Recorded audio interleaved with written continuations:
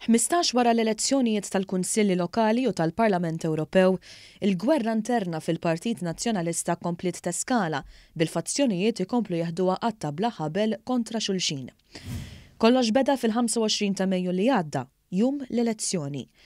Tul dawn l-elezzjonijiet distretti meqjusa Fortizza Nazzjonalista irreġistraw l-akbar tnaqqis ta' persuni illi ħarġu jivvutaw. 26 ta' Mejju. L-għada tal-elezzjonijiet fiċ-ċentru tal-att tal-voti fin-Naxxar beda l-proċess tal-att tal-voti.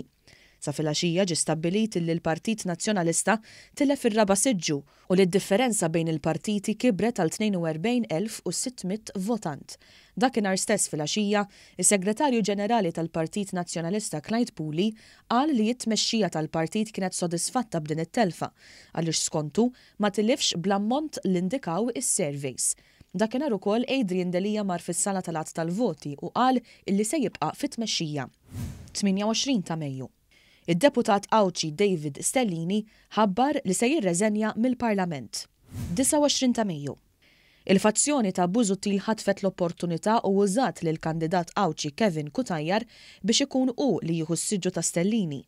Bdija d-deputat Nazzjonalista Karola Kwelina u kompla Beppe Fenekadami, Emil li ġab l-istmerrija tal-fazzjoni ta' Delija li riedet il-siġġu jieħdu Jean-Pierre De Bono.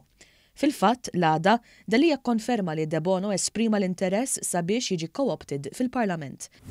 30 ta' Mejju. Lorenz Gonzi jerġa' jidħol fix-xena politika. Jagħti kummenti lit-Times of Malta u jgħid li Adrian Delija għandu jsejjaħ vot ta' fiduċja fit-tmexxija tiegħu. 31 ta' Mejju.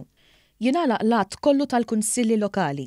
B'kollox il-Partit Laburista rebaħ 75% tal-Kunsilli Lokali madwar il-Gżejjer Maltin bl-akbar distakk fl-istorja politika ta' pajjiżna. Fuq xarabank, il-Viċi Kap David Aġus qal li qed jistħib l-atteġġjament tan-nies tiegħu.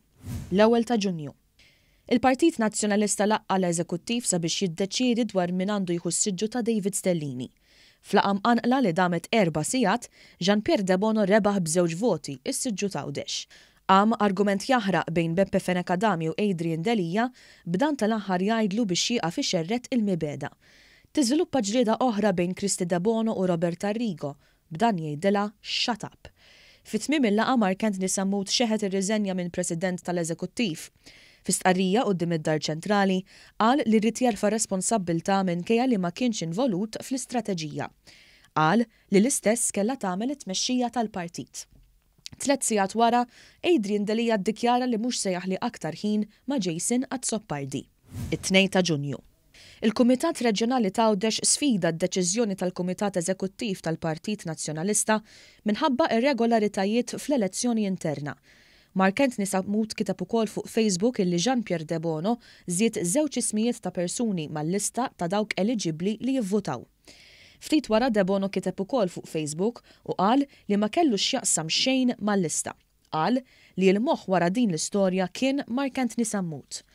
5 minuti biss wara wieġeb Jason Azzoppardi fejn giddeb lil De Bono billi qal li l-lista kien ħoloqha u sabiex jissostanzja dan ippubblika screenshot tad-dokument uffiċjali li fil-fatt kien inkiteb minn fuq il-kompjuter ta' Jean-Pierre De Bono.